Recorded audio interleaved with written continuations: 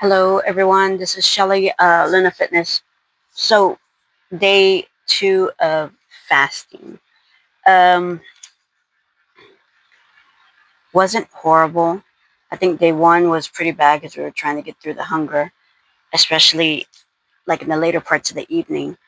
But day two was a little bit easier. I was also having like back pain and everything, so it was hard to manage that and not take my meds because I hadn't had anything in my stomach, so I really didn't want to take my medications. But I was able to get past the back pain and all that and the hunger. It wasn't too bad the second day. Did drink a lot more water. I did do my coffee again in the morning, but like I said, I'm doing like a little bit of coffee and then the rest is water and just getting that really, really hot and drinking that, trying to push past trying to get away from the coffee and the caffeine. Um, so yeah, that was pretty much that. And CJ was doing pretty good.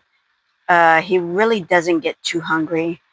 We had fruits and stuff like that available in case we needed something to eat, but we really didn't need much of anything day two. So um, it, it, it, it, it wasn't that bad. It wasn't that bad. So, and pretty much, I want to say day two was a day in the evening.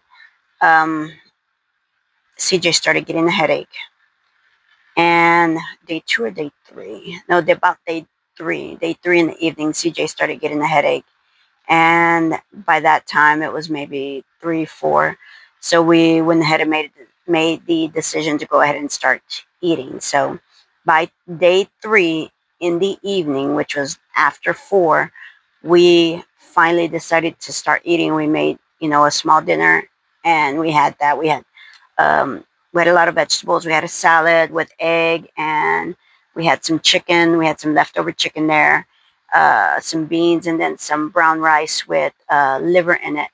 And that was our pretty much our dinner for that evening. And it was good. It wasn't anything heavy. But yeah, that's pretty much how that went out. And like I said, the fasting for the 3 days is not difficult once you get past day one and the hunger pains. The hunger is what, of course, and not eating it. Yeah, of course, the hunger is going to be the issue, but you have to be willful enough to kind of want to push past that and not eat.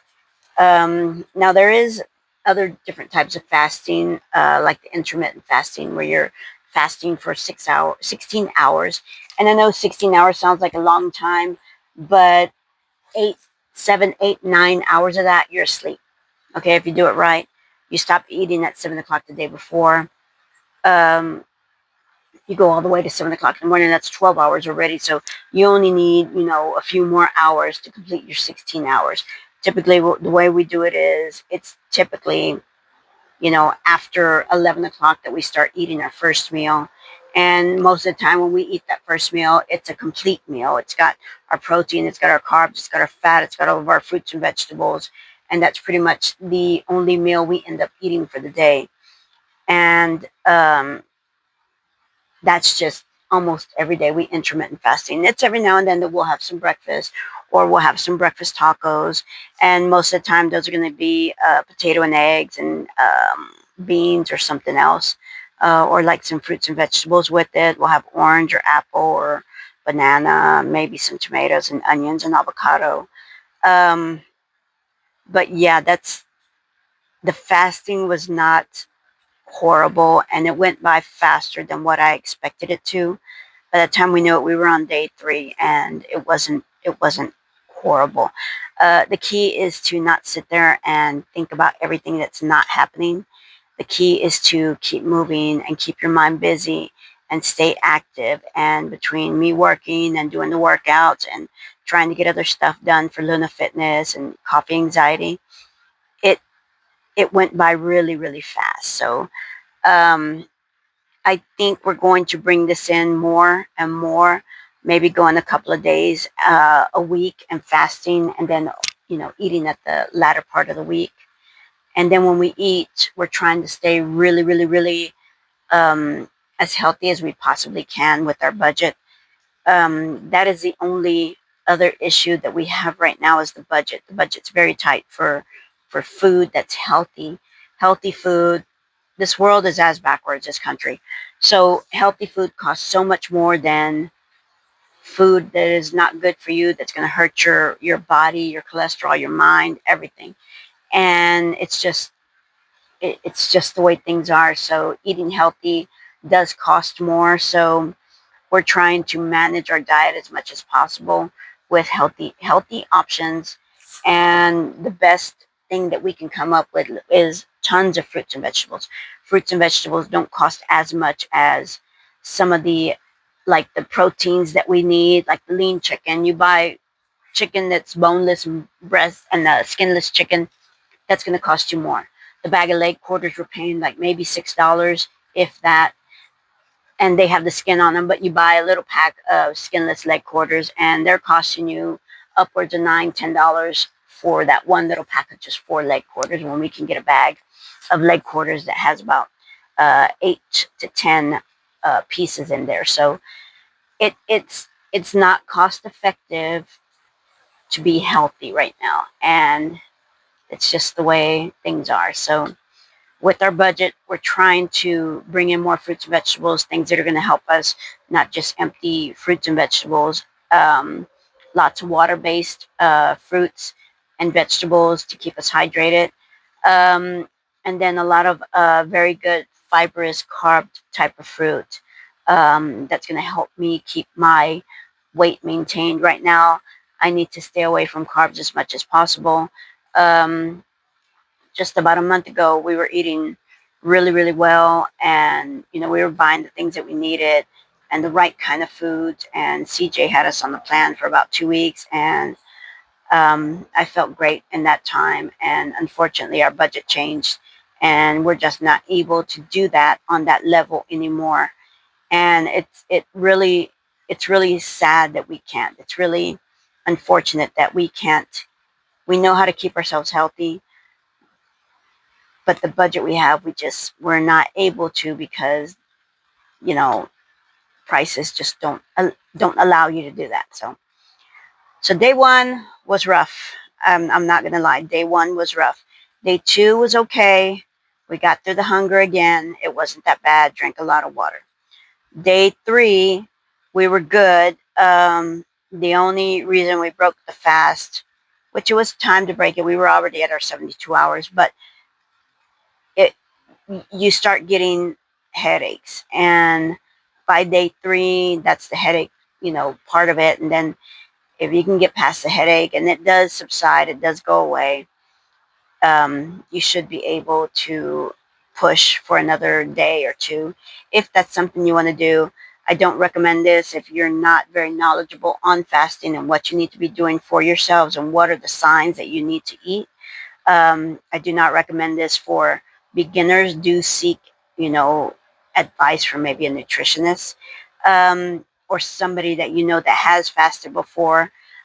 Coaches or trainers are usually really good about helping explain the benefits of fasting and the proper way to fast, including intermittent fasting, not just a detox fast. And ours was a detox fast. We did a 72-hour detox fast. Um,